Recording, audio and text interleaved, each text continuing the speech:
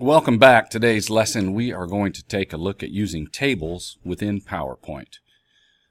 For those of you that were with us during the Excel lessons, you will see a lot of similarities, a lot of the same vocabulary. A table being, of course, arrangement of rows and columns, and the intersection of those two things being known as a cell. So to begin, go ahead and start a presentation. I'm going to use just the blank white presentation, but you, by all means, utilize all those skills that you learned in previous lessons to create your own tables presentation and practice areas. And so what you could do is the first thing you could do is just go ahead and create that template and set up a title slide like I've done here along with your name. And then the next thing to do is to go ahead and get some more slides to work with. I'm just going to use blanks for now, and then I'm going to Control-C to copy that and Control-V to paste and get some working space here. So in this first part of this lesson, we'll go through and just want you to become familiar with using some of the tools that are available in PowerPoint to create a table.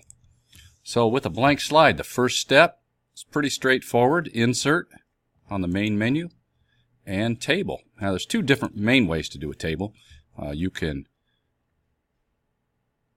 draw out a table here depending on how many columns and rows you want to use, or you can actually come in and actually freehand or use the mouse to draw out a table. But for this lesson, we're just going to use these selection grids here.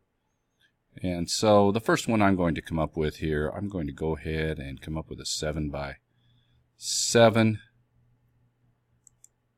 And then you'll notice right away here that it came up with some pre-formatted colors for that table and also a default size.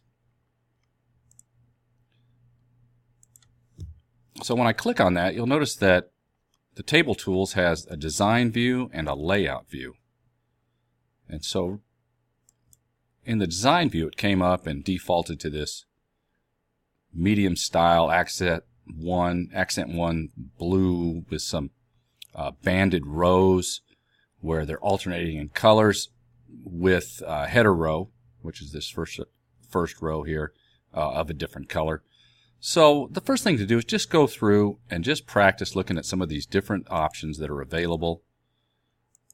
And then also over here, notice that there are selections for the banded row, and we could take that off, and also the header row, and we could deselect that. And so now we're just stuck with just a gray.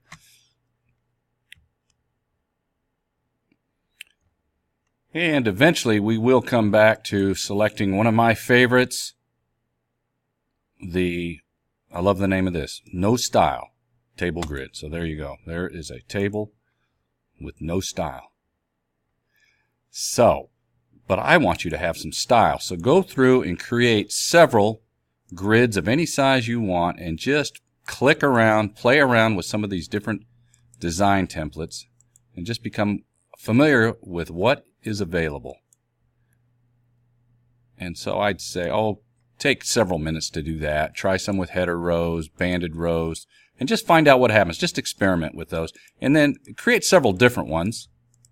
And then when we come back, we'll start taking a look at working within